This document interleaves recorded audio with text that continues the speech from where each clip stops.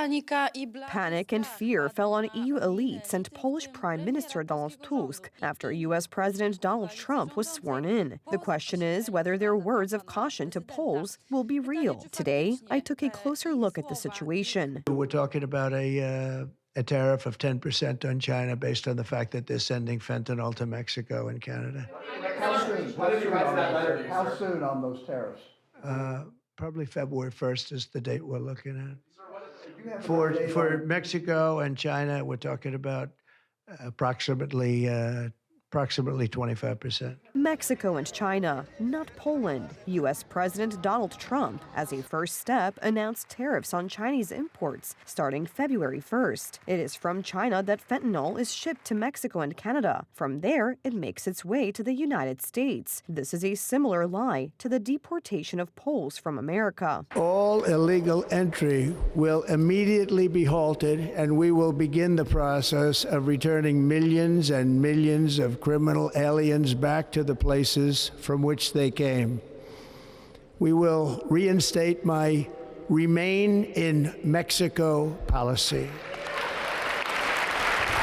Donald Tusk tried to scare the Polish-American community with alleged consequences of the U.S. president's decision.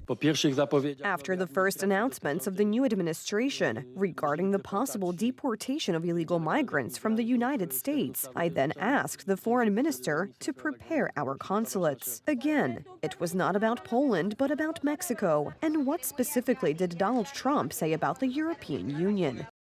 We have a $350 billion deficit with the European Union. They treat us very, very badly, so they're going to be in for tariffs.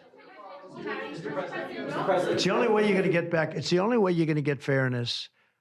You can't get fairness unless you do that. How did the EU elites react? An example is this statement by the head of the European Commission. In this spirit, we will need to work together to avoid a global... And to that end, Ursula von der Leyen is looking towards China. It is time to pursue a more balanced relationship with China in a spirit of fairness and reciprocity. This new engagement with countries across the world is not only an economic necessity, but it's a message to the world. It is Europe's response to rising global competition. We want more cooperation with all who are open for it.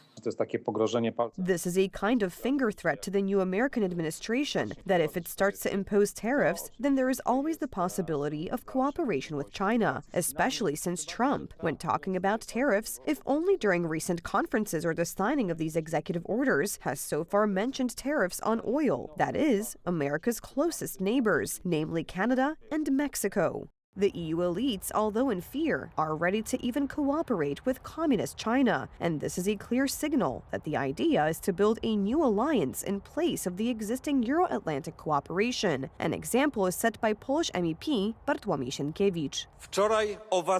Yesterday, you applauded Trump, and it seems you don't mind that this U.S. president announced a trade war that will destroy the economy of the European Union.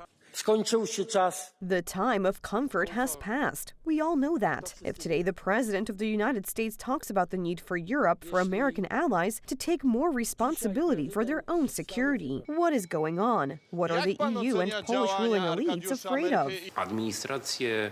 You can see the administrations of European countries. They are nervous because the announcement of tariffs is indeed a very big impulse, plunging the European Union, which is in a difficult situation. For example, when it comes to energy costs, when it comes to competing in the labor market. Such a big ally saying clearly and firmly what it wants and knowing how to get it forces them to step down. The opposition is in no doubt that when it comes to political alliances, Donald Tusk is looking towards Germany, not the U.S. Donald Tusk has said, and has said it repeatedly, that one should consolidate around Ursula von der Leyen and around Green Deal policies. Donald Tusk and his people argued for the Green Deal, but after Donald Trump won the election, and for the sake of the presidential campaign in Poland, they are trying to argue that they have changed their minds on the issue. No niesamowite.